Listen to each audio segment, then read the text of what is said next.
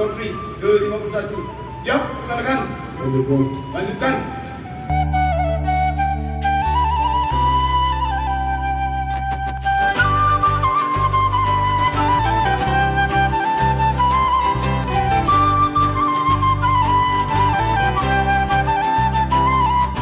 Pancasila.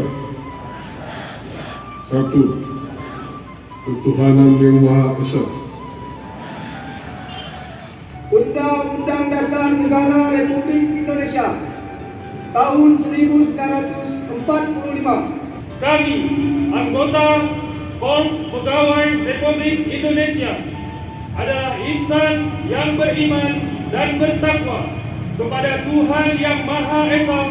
Bapak Ibu hadirin dan undangan yang berbahagia, Korpri bisa melakukan refleksi atas capaian dan kiprahnya selama ini, dan juga tidak terasa ternyata sudah setengah abad Korpri berserta seluruh jajaran aparatur sipil negara, baik yang di kota dan seluruh pelosok negeri maupun ada di luar negeri, menjadi garda terdepan dalam memberikan pelayanan kepada masyarakat.